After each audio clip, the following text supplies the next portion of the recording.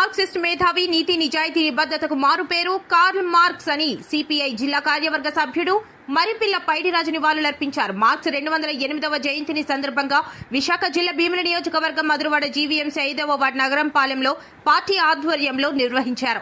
ఈ సందర్భంగా పైడిరాజు మాట్లాడుతూ జర్మన్ శాస్త్రవేత్త, తత్వవేత్త, ఆర్థికవేత్త, సామాజికవేత్త, పాత్రికేయుడు, సోషలిస్ట్ విప్లవకారుడు కార్ల్ మార్క్స్ అని ప్రస్తుత జర్మనీలోని ట్రయర్ పట్టణంలో మధ్యతరగతి కుటుంబంలో జన్మించిన కార్ల్ మార్క్స్ రాజకీయ, ఆర్థిక శాస్త్రం, హెగెలియన్ తత్వశాస్త్రం చదువుకున్నాడని, యుక్త వయసులో మార్క్స్ ఏ దేశపు పౌరసత్వం లేని స్థితిలో లండన్లో జీవితం గడిపారన్నారు. లండన్లోనే మరో జర్మన్ ఆలోచనాపరుడైన తన ఇష్టమైన స్నేహితుడు ఫ్రెడరిక్ ఏంగెల్స్ తో కలిసి తన చింతన అభివృద్ధి చేసుకుంటూ పలు పుస్తకాలు ప్రచురించాడని తెలిపారు. 1848 నాటి కరపత్రమైన కమ్యూనిస్ట్ మేనిఫెస్టో వాటన్నింటిలోకి సుప్రసిద్ధమైందని, మేధో, ఆర్థిక, రాజకీయ చరిత్రను అతని రచన ప్రభావితం చేసిందని అన్నారు. మార్క్స్ రాసిన పెట్టుబడి గ్రంథం ప్రపంచ వ్యాప్తంగా అన్ని భాషలలో ముద్రణ చేశారని తెలిపారు. ఈ కార్యక్రమంలో సిపిఐ ఏరియా కార్యదర్శి వాండ్రాసి సత్యనారాయణ, బి కేశవయ్య, అప్పలకొండ, జగ్గాస్వామి, రామ్ మహేష్, ఎంఎస్ కుమారి, లక్ష్మి తదితరులు పాల్గొన్నారు.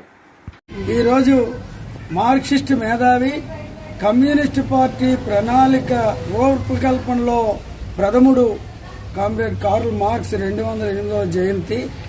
208 సంవత్సరాల కిందట జర్మనీలో జన్మించినటువంటి కార్ల్ మార్క్స్ ఈ దేశంలో సామాన్యులు, కార్మికులు ఎదుర్కొంటున్న సమస్యలు పరిష్కారం కోసం ప్రపంచవ్యాప్తంగా అనేక దేశాల్లో పర్యటన చేసి కార్మిక స్థితిగతులను అధ్యయనం చేసి ఈ కార్మికులు, సామాన్యులు సస్యశ్యామలంగా ఉండాలంటే ప్రజలందరిది సొత్తు ప్రభుత్వపరం అవ్వాలి, ప్రజలందరూ సస్యశ్యామలంగా ఉండాలి అన్న నినాదంతో కార్ల్ మార్క్స్ కమ్యూనిస్ట్ మేనిఫెస్టో రాశాడు.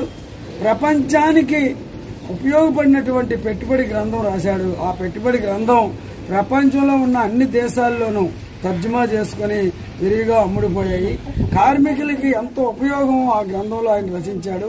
అటువంటి మహనీయుడు ఈ రోజున 208వ జయంతి విశాఖపట్నం జిల్లా భీమిలి నియోజకవర్గం మధురవాడలో నిర్వహించడం గర్వకారణంగా ఉంది. ఆ మహనీయుడి ఆశయాలు ప్రజల్లోకి తీసుకెళ్లి కమ్యూనిస్ట్ పార్టీ కార్యకర్తలుగా ఎంతో కొంత మనం పనిచేసినప్పుడు మాత్రమే అటువంటి గొప్ప నాయకుడికి నివాళులు అర్పించినట్లు అవుతుందని భావిస్తూ అతనికి సిపిఐ తరఫున, ప్రజలందరి తరఫున ప్రగాఢంగా నివాళులు అర్పిస్తున్నాం.